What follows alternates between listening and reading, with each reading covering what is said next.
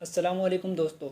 आज की इस वीडियो में हम बात करेंगे कि आप फुल स्टैक वेब डेवलपर किस तरह से बन सकते हैं और इसके लिए आपको क्या क्या सीखना पड़ेगा, यानी कौन कौन सी लैंग्वेजेस आपको सीखनी चाहिए। और साथ ही साथ हम इस बारे में भी बात करेंगे कि फुल स्टैक वेब डेवलपर है क्या और इसकी किस हद तक डिमांड है। तो सबसे पहले हम ये देख लेते हैं कि फुल स्टैक वेब डेवलपर है क्या। कोई भी वेबसाइट होती है उसकी दो पार्ट होते हैं, एक होता है फ्रंट एंड, दूसरा होता है बैक एंड। जब भी आप कोई वेबसाइट विज़िट करते हैं तो आपको जो कुछ भी सामने दिखाई दे रहा होता है, जैसे फॉर एग्जांपल कोई ई कॉमर्स की वेबसाइट है, वहाँ पे कोई चीज़ सेल हो रही है, कोई प्रोडक्ट सेल हो रही है, वहाँ पे इमेज होगी, उसकी प्राइस, सब कुछ डिज़ाइनिंग जो भी, वो फ्रंट एंड आपको दिखाई दे रहा होता है। और बैक एंड क्या होता है, यानी वो वेबसाइट का सारा डाटा जहाँ पे सेव है, सर्वर साइड जो होती है उसको बैक एंड कहते हैं। यानी बैक एंड के ज़रिए से आप उसको कनेक्ट करते हैं, आप इसमें यहाँ का बैक एंड से डाटा लेके फ्रंट एंड में शो कराते हैं, उसको ईजीली एडिट कर सकते हैं। तो ये बैक एंड होती हैं। तो फ्रंट एंड जो बनाता है उसे फ्रंट एंड वेब डेवलपर कहते हैं और बैक एंड जो बनाता है उसे बैक एंड वेब डेवलपर कहते हैं। तो बहुत ही आसान सा जवाब है कि फुल स्टैक वेब डेवलपर क्या होता है, कि जिसको फ्रंट एंड वेब डेवलपमेंट और बैक एंड वेब डेवलपमेंट दोनों आती हैं, वो एक फुल स्टैक वेब डेवलपर कहलाता है। अब इसके लिए आपको क्या क्या सीखना है वो मैं आपको बता देता हूँ। सबसे पहले आपको सीखना पड़ेगा HTML, CSS, जावास्क्रिप्ट। ये फ्रंट एंड लैंग्वेजेस हैं जो कि आपके लिए सीखना बहुत ज़रूरी हैं एक फ्रंट एंड वेबसाइट बनाने के लिए, यानी कि स्टैटिक वेबसाइट बनाने के लिए। और फिर बैक एंड में आपने क्या सीखना है, बैक एंड के लिए आप सीख सकते हैं PHP और इसके साथ MySQL।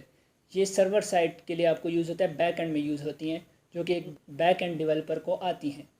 और ये दोनों चीज़ें जब आप सीख लेंगे तो आप एक फुल स्टैक वेब डेवलपर कहलाएंगे। अब बैक एंड जो है PHP और SQL, इसके अल्टरनेटिव्स भी काफ़ी लैंग्वेजेस हैं। यानी कि अगर आप PHP नहीं सीखते, इसके अलावा आप और लैंग्वेजेस के ज़रिए भी बैक एंड बना सकते हैं, जैसे कि पाइथन हो गया, उसके साथ होती है Django, और Node.js भी यूज़ होती है बैक एंड के लिए। तो इनमें से आप कोई भी एक सीख सकते हैं जो आपको बेहतर लगता है, लेकिन मैं आपको रिकमेंड करूँगा कि आप अगर न्यू सीख रहे हैं तो आप पहले PHP सीख लें, क्योंकि वो काफ़ी इजी भी है और बहुत बड़ी सी बड़ी वेबसाइट्स में भी वो यूज़ होती है। बस आपको यही सारी लैंग्वेजेस सीखनी पड़ेंगी। बैक एंड में से इनमें से कोई एक सेलेक्ट कर लें और फ्रंट एंड में आप HTML, CSS और जावास्क्रिप्ट, और साथ में अगर आप बूटस्ट्रैप भी सीख लेते हैं तो और भी अच्छा हो जाता है। फुल स्टैक वेब डेवलपर का मतलब ये नहीं है कि आपको वेब से रिलेटेड हर लैंग्वेज आती होगी। बस उसका मतलब ये है कि आप फ्रंट एंड भी आपको बनाना आना चाहिए और बैक एंड भी। ये दोनों काम आपको आते हैं तो आप एक फुल स्टैक वेब डेवलपर कहलाएंगे। तो अब हम बात कर लेते हैं कि इसकी किस हद तक स्कोप है। फुल स्टैक वेब डेवलपर की बहुत ही ज़्यादा स्कोप है, क्योंकि जब भी कोई कंपनी या एजेंसी हायर करती है अपने साथ वेब डेवलपर को, तो वो देखते हैं कि full stack web developer hire करें, क्योंकि फुल स्टैक डेवलपर का फ़ायदा ये होता है कि वो फ्रंट एंड वेबसाइट भी डिज़ाइन कर सकता है, बैक एंड भी।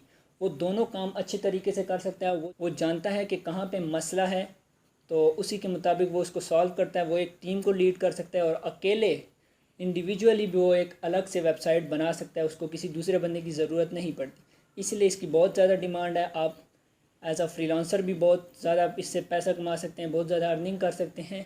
और अगर आप किसी कंपनी में जाते हैं तो आपको जॉब मिल सकती है बहुत ही आसानी के साथ। तो उम्मीद करता हूँ कि आपको समझ में आ गई होगी कि फुल स्टैक वेब डेवलपर क्या होता है और इसके लिए आपको कौन कौन सी लैंग्वेजेस सीखनी पड़ेंगी फुल स्टैक वेब डेवलपर बनने के लिए, और साथ ही साथ इसकी किस हद तक डिमांड है हमारी सोसाइटी में या ऑनलाइन मार्केट में। तो आज की वीडियो में इतना ही था। इजाज़त दीजिएगा। अल्लाह हाफिज़।